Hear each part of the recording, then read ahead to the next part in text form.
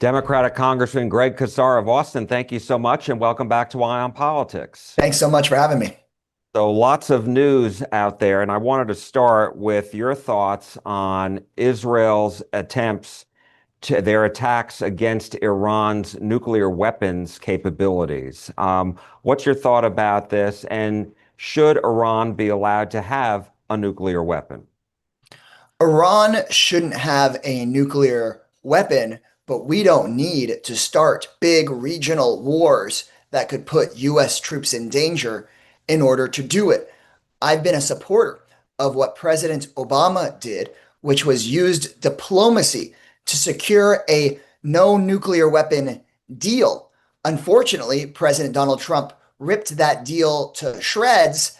Iran started developing more nuclear capacity, and now we're in this very dangerous situation, not just for people in Israel and in Iran, but frankly for people around the world and for American troops. That's why I'm a co-sponsor of a bipartisan resolution with Republican Congressman Massey saying that Trump cannot go and send US troops to war without speaking with the American people and getting the approval of the United States Congress. The Constitution says the American people, through the Congress, has the power to declare war, and that the president, whether he's a Democrat or a Republican, the president, in this case, President Trump, cannot go get the United States into another endless war in the Middle East on his own.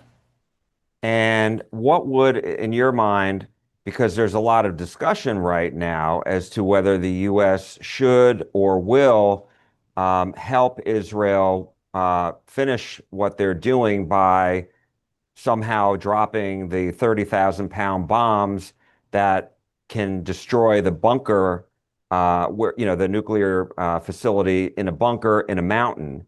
And there's question as to, will the U.S. deliver that to Israel, or will the U.S. just do the job itself? What's your thought about that? Does that in itself require an act of Congress or not? My entire adult life, we've been told that the United States is just going to do this quick thing or that operation in the Middle East and that everything's going to go perfectly and it's not going to drag us into an endless war. And then it ultimately has. We've had the longest wars in American history here in the Middle East. And so I don't think that it's just as simple, no matter how simple we'd like for it to be, for us to just stop Iran from having nuclear weapon capabilities. I don't think it's just as simple as Donald Trump can press a button and fix everything. It's just as likely that it puts our American women and men in harm's way for years or potentially a generation to come. Iran is no small country.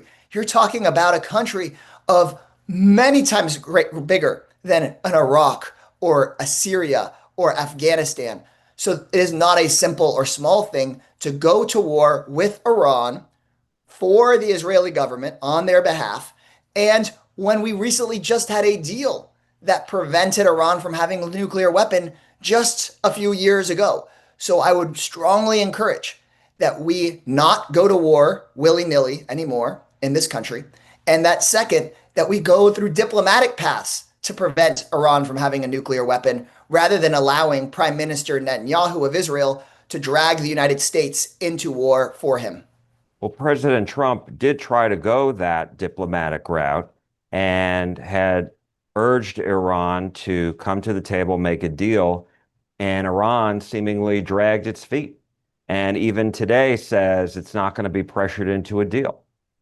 We should have tough negotiations and truly be committed to those negotiations. And remember that not that long ago, Iran was saying they didn't want a deal, and we sat at the table and pressed them, and President Obama signed that deal. It was Donald Trump that ripped that deal apart. So I would tell the president, and I have communicated clearly, Democrats and Republicans, that we should press harder for a deal rather than allow another country to set our timeline and drag American men and women into war. We shouldn't allow another country to set the timeline for our negotiations. Wanted to ask you about the other big headline this past week. Americans were, and elected officials all over, were devastated and outraged by this act of political violence in Minnesota, in which a state official, a state elected leader, was assassinated along with her husband, and another state representative or state senator was shot along with his wife. And so I'm wondering, first, your reaction and what is being done to prevent more of that that you can tell us. It's horrific what happened to the Speaker Emerita in Minnesota and the killing of both her and her husband, the shooting of more elected officials. Political violence in all its forms has to stop, and it has to be denounced equally by folks on both sides of the aisle. Look, things have certainly been getting worse in this country since Congresswoman Gabby Giffords was shot, Republican leader Steve Scalise being targeted for assassination, and shot Nancy Pelosi being targeted for being killed, and her husband being mauled and battered January 6th, where hundreds of rioters went and stormed the Capitol trying to kill members of Congress. And we had Capitol police officers die because of that incident. It just has to stop. We can't be a country where people are afraid to speak out on either side of the aisle because an extremist is threatening them and threatening their families. The number of threats against members of Congress has skyrocketed. So I think it is really important for all elected officials to say very clearly that this is unacceptable, and for us also to make sure that we are keeping events safe and that we're looking out for each other to keep each other safe. Because look, this isn't just about elected officials being safe, it's about their staffs and the people that work in the government being safe, and about people peacefully going and demonstrating to be able to feel safe if they go to a rally or to a press conference. That's America, and America's our right as Americans. In Texas, in particular, I'm really concerned with Governor Abbott having signed this open carry law where you now have people carrying rifles around legally at these demonstrations, sometimes on both sides of the demonstration. That's just, it just doesn't feel as safe. And in America, we should feel safe to be able to show up at a press conference and express our views, whether you agree with me or not. There was a report recently in the New York Times that says President Trump wants Governor Abbott to call a special session so that Texas lawmakers can return and redraw congressional districts in the state of Texas before next year's election. What have you heard about this specifically? And is this could this be a real political problem for Democrats? No, I mean, I think the political problem clearly is Donald Trump's. President Trump is freaking out, and he probably should be because his approval rating is going down and down and down as it becomes clear that Trump is engaging in historic levels of corruption. His big budget bill is extremely unpopular, even amongst independent, moderate, and many conservative voters because he's cutting health care in order to pay for a tax cut for billionaires. So Trump knows that he's going to lose these midterm elections, so he's calling up the governor to try to change the rules of the game in the middle of the decade to try to see if he can change the rules if he thinks he can't win the game. What I have heard, to answer your question, is that the vast majority, if not all, of the Republican members of Congress in Texas don't want this to happen either.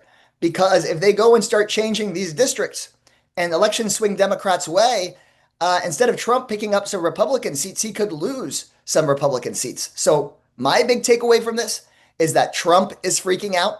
That is freaking out the Republican members of Congress from Texas. They're scrambling to change the rules of the game. But I think Democrats need to keep doing what we're doing, be pro-worker, anti-billionaire, because clearly it's having an effect on Donald Trump's election chances. And you are going to be appearing on Sunday in Fort Worth at Bernie Sanders' Fighting Oligarchy tour, which he's having across the country. And so I'm wondering, why is it important for you to be there? And if all the people who attend did not vote for President Trump, how do you measure whether you're gaining in popularity? I've traveled with Senator Sanders all over the country now, and this weekend we're doing something different. We aren't going to democratically held areas. We are headed to McAllen, which a Republican now represents in Congress, then going to Amarillo, and then coming to Fort Worth. And we're talking a different Democratic Party message than what many people in Texas are used to hearing. We're not just fighting on this social issue or that one. We're talking about the everyday person versus the billionaires. And I think that is the old school, long-standing Democratic Party message that brings people in Texas together across race, across geography, where it's like, look, we may have our disagreements on a few different issues, but at the end of the day, Republicans in the legislature and in Congress are prioritizing big money interests. And we need a better Democratic Party that puts working class people first. And what I'm seeing at these rallies is that it's not just folks on Bernie Sanders' email lists that shows up. We have everybody check in, and we are seeing so many people show up that have quit voting entirely, or who have changed parties, or who are independents. And they're not typically voting with all of the Democrats. Maybe they didn't vote for Vice President Harris, but they're willing to hear us out because it's a movement that is about taking on big money and politics. It's not just red versus blue team, but us putting out a message against corruption and for working class people. We will leave it there. Congressman Greg Casar of Austin, thank you so much. We appreciate it. Thanks a lot.